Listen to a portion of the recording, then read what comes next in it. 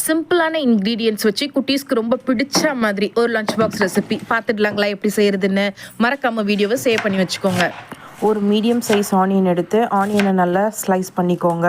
ஒரு பேன் சூடானதும் அந்த பேனில் எண்ணெய் ஊற்றி எண்ணெய் காயட்டோன்னு பட்டை, லவங்கம், இலை இது மூணுத்தையும் போட்டு இது கூடவே ஸ்லைஸ் பண்ண வெங்காயத்தையும் போட்டு நல்லா வதக்கிக்கோங்க. வெங்காயம் வதங்கிறதுக்குள்ளே ஒரு கைப்பிடி அளவு தேங்காய், 4 பச்சை மிளகாய் இது ரெண்டுத்தையும் ஒன்றா சேர்த்து ஒரு மிக்சி ஜாரில் போட்டு நல்லா அரைச்சி அந்த தேங்காய் பாலை வரைக்கும் வடிகட்டி எடுத்து ரெடியாக வச்சுக்கோங்க.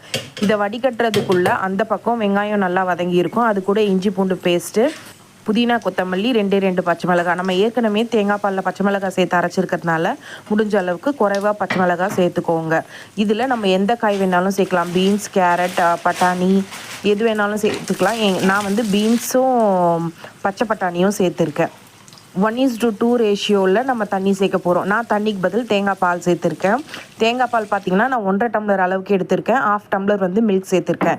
நான் 2 டம்ளர் அரிசி போட்டதுனால 4 டம்ளர் ஊற்றணும் இல்லைங்களா. 2 டம்ளர் பாலும் 2 டம்ளர் தண்ணியும் ஊற்றிக்கிறேன். உப்பு செக் பண்ணிவிட்டு நல்லா கொதி வரட்டோன்னு விடுங்க. கொதி வர நேரத்தில் மீல் மேக்கர் எல்லாத்தையும் அதில் போட்டு ஒரு ஃபியூ செகண்ட்ஸ் விடுங்க. மீல் மேக்கர் வெந்து வர நேரத்தில் நம்ம எடுத்து வச்சுருந்த பாஸ்மதி ரைஸை சேர்த்து அது கூடவே கொஞ்சம் நெய் ஊற்றி மூடி வச்சு ஒரு 10 நிமிஷம் வச்சு எடுத்தோன்னா சூப்பரான ஒரு லஞ்ச் பாக்ஸ் ரெசிபி ரெடி ஆகிடும். ஸோ அது வந்து பார்த்திங்கன்னா ரொம்ப யம்மியாகவும் இருக்கும். குட்டீஸ் வந்து விரும்பியும் சாப்பிடுவாங்க. மறக்காமல் நெய் ஆட் பண்ணிக்கோங்க. இதுக்கு சைட் டிஷ்ஷாக நீங்கள் வந்து ஏதாச்சும் ஒரு சிக்கன் கிரேவியோ இல்லை மட்டன் கிரேவியோ செஞ்சிங்கன்னா ரொம்பவுமே சூப்பராக இருக்கும் இதோட காம்பினேஷன். எங்கள் வீட்டில் இந்த ரைஸ் வித் நான்வெஜ் கிரேவிக்கு எல்லாருமே அடிக்ட்டுன்னு சொல்லலாம். குட்டீஸு அவ்வளோ ஒரு பருக்க கூட இல்லாமல் க்ளீனாக சாப்பிட்டு வந்துடுவாங்க. நீங்களும் உங்கள் வீட்டில் இந்த ரெசிபியை ட்ரை பண்ணி பாருங்கள். எப்படி இருந்ததுன்னு மறக்காமல் கமெண்ட் பண்ணுங்கள். அப்படியே அந்த சப்ஸ்கிரைப் பட்டனையும் தட்டிடுங்க. டட்டா பாய். இனி ஒரு வீடியோவில் சந்திக்கலாம்.